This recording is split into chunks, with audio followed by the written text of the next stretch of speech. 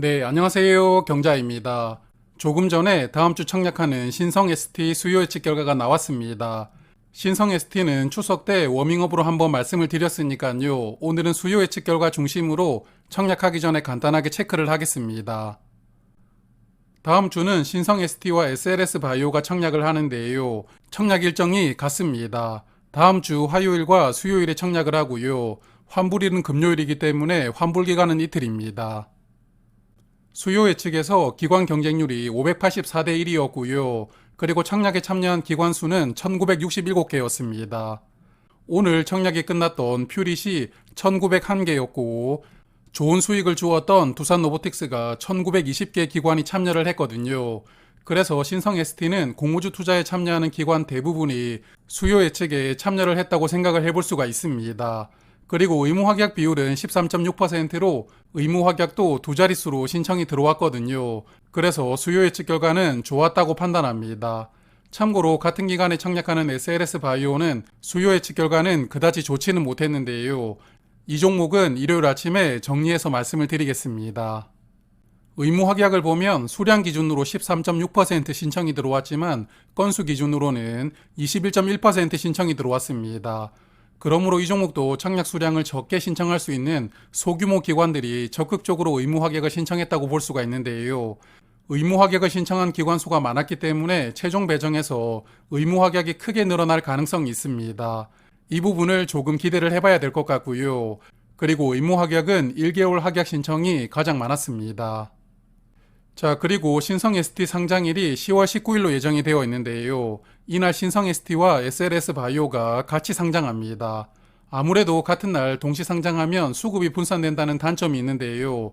이렇게 동시 상장할 때 수요 예측 결과가 저조한 종목이 초반에 손해가 나올 확률이 높습니다. 그래서 수요 예측 결과를 보셨겠지만 신성 ST 쪽이 결과가 더 좋았거든요. 그래서 이 종목은 동시 상장이라는 변수가 크지는 않을 것 같고요. SLS 바이오는 동시 상장 변수를 고민을 하면서 청약 판단을 해볼 필요는 있을 것 같습니다. 자, 그리고 공모 가격은 26,000원으로 결정되었는데요. 상단 가격을 1,000원 초과해서 결정이 되었습니다. 공모가 신청 결과를 보니까 상단 가격을 초과 신청한 비율이 87%로 아주 많기는 했습니다. 그래도 신청 비율이 90%를 넘기지 않았는데 공모가를 초과하는 종목을 보면 개인적으로는 아쉽다는 생각이 들더라고요.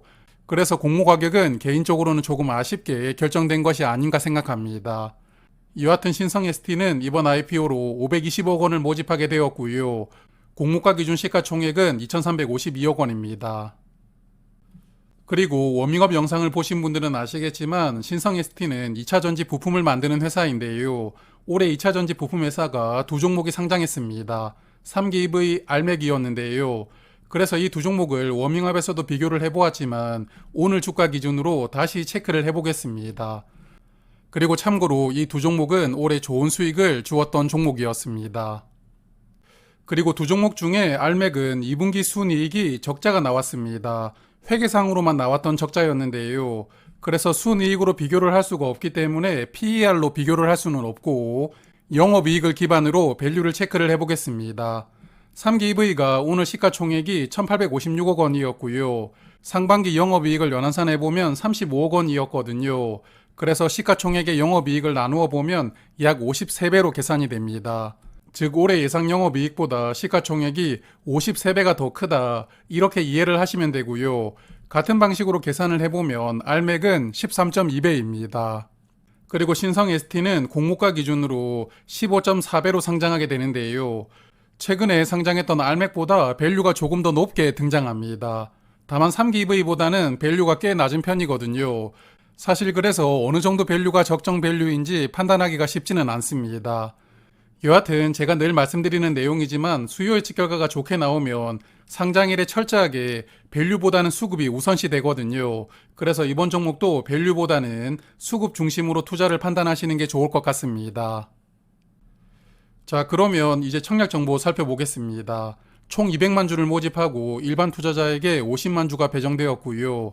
우리 사주조합에 20만 주를 배정을 했는데 직원 수가 100명 넘더라고요. 그래서 우리 사주 물량은 완판되지 않을까 예상을 하고요. 그리고 청약 주관사가 미래에셋증권입니다. 오늘 청약이 끝난 퓨리 또 미래에셋증권이었죠. 그래서 신성 ST를 청약하실 분들은 수요일에 환불금으로 바로 청약을 신청하시면 될 것 같습니다. 청약 한도는 5만 주이고요. 풀청약 증거금은 6억 5천만 원이 필요합니다. 그리고 최소 청약 수량은 10주, 증거금은 13만 원이 필요합니다. 수요 예측 의무 확약 비율을 적용하면 상장일 유통 물량이 225만 주가 되었고요.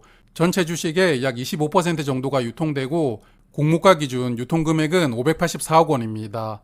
앞서 말씀을 드렸지만 의무 확약 비율이 크게 늘어날 가능성도 있으니까요. 유통 물량이 20%대 초반까지 내려갈 수 있기를 바라보고 있습니다.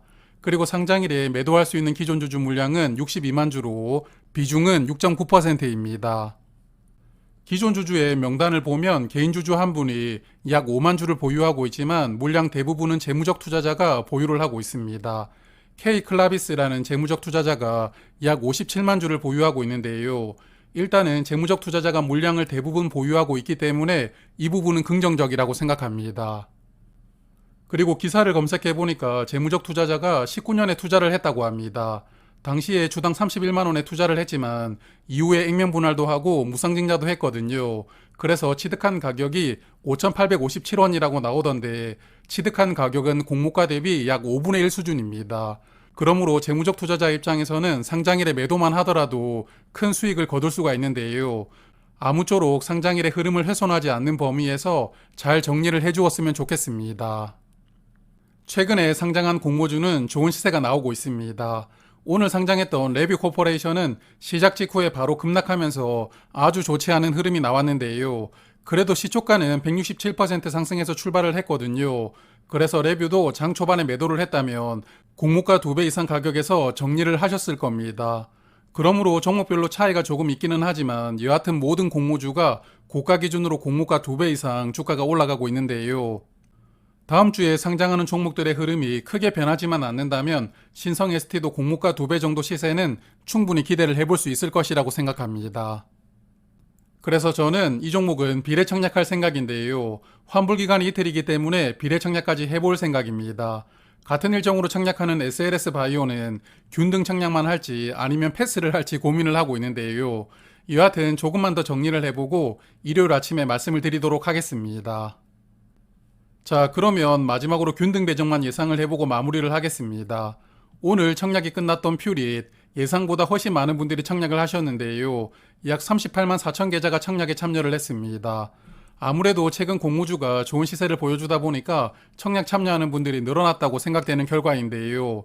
여하튼 신성 ST도 비슷한 계좌 수인 38만 계좌가 청약에 참여를 한다면 1인당 균등 배정 확률은 66%입니다. 그래서 이번 종목도 균등 배정을 받는 게 쉽지는 않을 것 같은데요. 여하튼 화요일에 1일차 청약이 끝나면 다시 예상을 해보도록 하겠습니다. 자, 그러면 오늘은 여기까지 말씀을 드리고요. 이번 주에 추석이 있다 보니까 금방 주말이 온 것 같은데요. 즐겁고 편안한 주말 보내시길 바라겠습니다. 고맙습니다.